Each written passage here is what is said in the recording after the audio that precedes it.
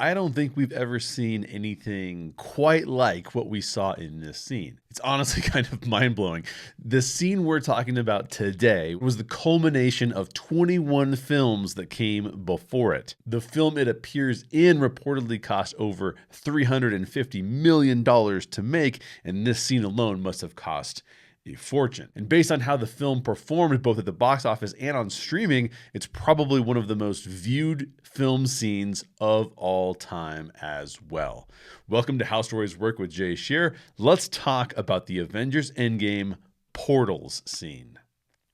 One of the first things to note here is that Thanos holds his own. So Thanos does not have the Infinity Gauntlet here, but he still manages to incapacitate Cap, Thor, and Tony. This proves how insanely powerful Thanos is, even without the gauntlet. This was a big moment in the prior scene where Cap wields Mjolnir, showcasing that he's one of the only people in the MCU worthy enough to do so, besides Thor, of course. Plus, Thor's excitement shows his character development as well. He's excited that Cap is able to wield Mjolnir. This is a callback that goes all the way back to Age of Ultron, and yet the writers and filmmakers were patient enough to wait till this moment to cause that previous moment to pay off. It's also worth noting the stakes in this scene. Thanos' whole army shows up. This is an insane force to have to deal with. And Cap, Tony, and Thor have already been bested by Thanos by himself. If the Avengers plot to bring back all of the heroes from all of the previous films does not work, Earth is essentially toast. The stakes are sky high. That's the previous scene. Now we'll break down the portal scene in more detail. The first thing to note is that Cap gets back up. This goes all the way back to the first appearance of Cap. He's been bullied before, and Cap always gets back up no matter what he's up against. Despite the fact that he's doomed unless he gets extra help, he stands back up against his bullies. Notice that the filmmakers let the scene breathe here.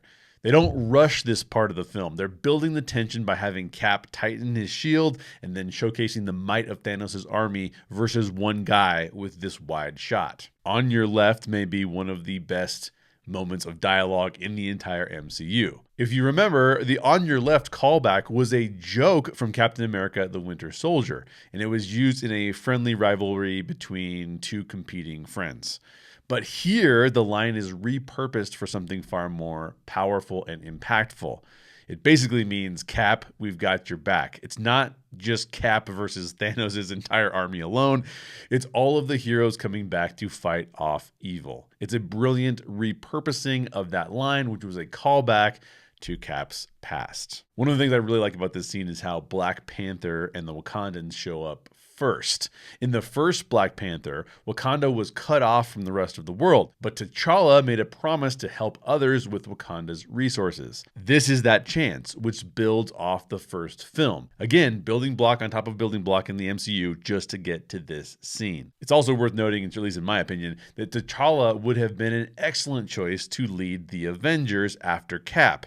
So him showing up first may have foreshadowed that. Granted, we'll never know with the untimely passing of the great Chadwick Boseman, but that would have been fantastic. The next wide shot is amazing because it allows us to see the broader implication here. There are a ton of portals opening, and heroes are appearing out of each one. All of the people that Thanos dusted are now back. Many of the heroes we saw die in Infinity War show back up here, and this is their shot at redemption. It is a very emotionally satisfying moment. And of course, the scene comes to sort of a close when we get the Avengers Assemble line from Cap, which is amazing because he's the leader of the Avengers, and that leads the two forces to clash together. The scene is not only awesome for those reasons, it is also awesome for a couple of really emotional moments that it brings in later on in the next scene. And those moments are moments like Quill and Gamora reconnecting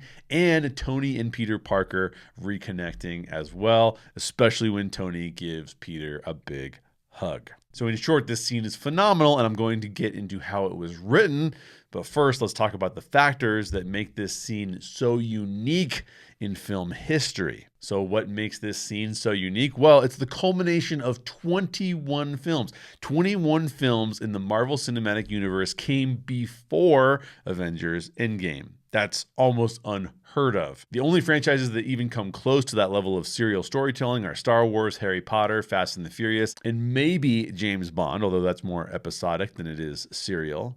And if you can think of any others, I would love to hear them. But the MCU stands out because this scene is a culmination of so many things that came before it. Think of how many moments we saw in that one scene alone that are paid off because of the films that came earlier. Another reason this film is so unique is because its production budget is over $300 million. There are just over a dozen or so films that have had budgets over $300 million. And that's when you adjust for inflation, because otherwise the number is far lower.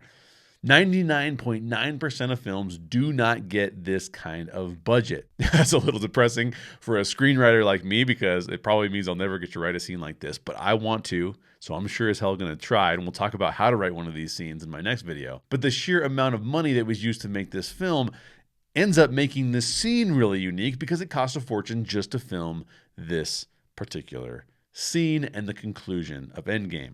One of the other things that contributes to that budget is the star power. The number of named actors and actresses who play characters who have had their own films or who have at least appeared in a big blockbuster movie in the MCU, or maybe even in the past outside of the MCU, is unbelievable. And they're all appearing in this single scene. How Kevin Feige managed to get this many great movie stars in one film is totally mind-blowing. And finally, the last thing that makes this scene so unique is the legacy of the comic books upon which this Marvel Cinematic Universe is built. As if all of these stats weren't enough, this movie isn't just the culmination of 21 other previous films.